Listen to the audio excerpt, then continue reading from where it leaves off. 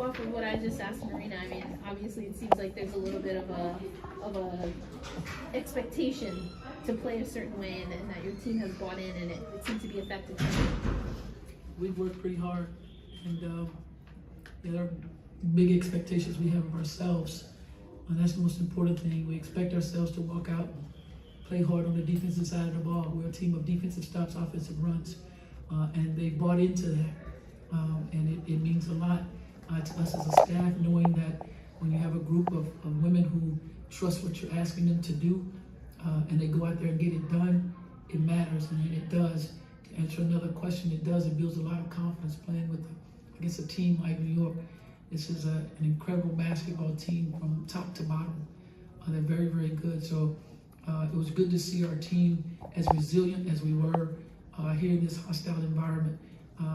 We talked about being poised. We talked about composure. We talked about momentum. Momentum shifts and how we must shift it back in our favor. And we did a pretty good job giving ourselves a chance today. This morning you were like quite reserved or seemed held back in describing what it meant to be back here. You talked about being focused on getting the win. Crystal talked about the same thing. You know, it's special to be back, but you wanted to get the win first and foremost. Now that you have, I guess, does it add to your return in any significant way? Well, of course, this place means a lot to me. It means a lot. And I hope everyone can understand what it means to me. And once again, I played in that jersey. I adored that jersey. I adored every player that I had an opportunity to play with. And the love that I received, and even today, was overwhelming. Everybody that I've ever played in front of, they know who I am. They know how I react. They know how I approach things. So they basically knew how I was feeling. But I also knew and had to keep in mind the task that was at hand. Coach, you have guards that go downhill very quickly. You guys pushed the tempo in the third quarter. Do you think that took New York Liberty out of the offensive flow in the third and the fourth quarter? Well, we can't really settle. Like Marina said, I don't believe in settling. We got to put pressure on the defense. And when we do that, it definitely gives us an opportunity, especially when we push pace. When we push pace, we don't want to play against them on their defensive set. They're pretty dang good. So if we can push it and get a little bit of pace going to help us in our movement, our player movement, ball movement, and the spacing that we ask, we definitely gave ourselves an opportunity and a chance. Following up on Yate's question, just what is it like for you to listen to Dana and kind of reflect on, what this win, doing this win for you, or her saying, and just devoting that for you? I just appreciate them. I appreciate everything that they say. But they know we're all in this thing together. And to hear them say how important it was for them to go out and get a win for me wasn't even a part of my thought process. It was about us coming in here and getting a win for us.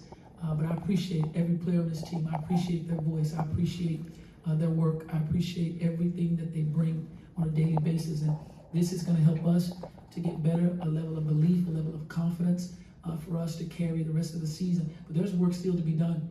There's a lot that we have to do to even get better. We're going to meet up with some even greater teams, meet up with New York down the stretch again. It's tough. It's going to be tough. So we want to grow and grow it the right way. Did you feel yourself like compartmentalizing, being back in New York and the task at hand, which was to get a win? Absolutely. Absolutely. The moment I walked out, it's the energy for me. Of course, you all know I didn't play in Barclays. I played in the NSG. So it was different for me, but I know those fans in there.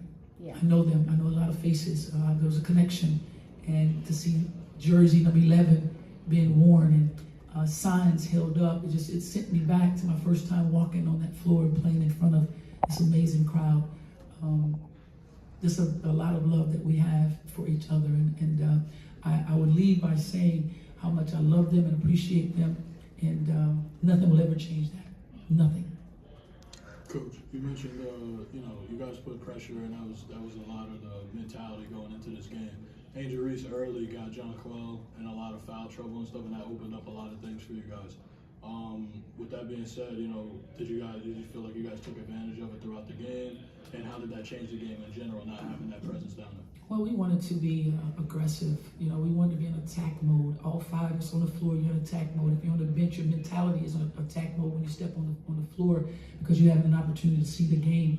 But of course, we had to take advantage of Jonquil not being on the floor. An incredible basketball player, whether it's inside, outside, on the bounce, mid-range. She's incredible. So it gave us a chance to kind of get a run of our own. Coach, DJ already in Chicago State of Mind, but E. Will has been a defensive anchor for you. So can you just talk about how her defense has led to offense? She is a workhorse down there. We've had some tough games before we even walked into this building, and E. Will she just gave us everything that she has. She did it again tonight. We leaning on that. You know, we leaning on her as the anchor back there. If we get beat, we don't say when. We say if we get beat, we know we have somebody special down that's going to take care of the glass for us. And she's also rebounding the ball, getting some crucial rebounds down the stretch. Can you talk about just toughing out a grip win without key rotational players in Camilla and Diamond? And is there anybody on this team that you were giving the new Miss 94 feet to?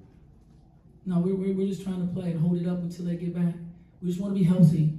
And everybody on this team knows what their role is and know how they have to play the role. You don't just play the role, you master your role. So we're mastering our role. We're learning to master our role. And we're holding it down until they get back. When they get back, we'll be extremely happy. Anything else for Coach? Coach, you talk about mastering the role. Do you work on that with your players as far as what they expect or hope their role would be? Is that something that comes from the coaching staff? How do you balance It's that? every day. It's every single day. We don't hope what the role is. We know what the role is. And that's the difference. When you know what your role is and you master your role and you're good in your role, every role is important. Every single role is important to success.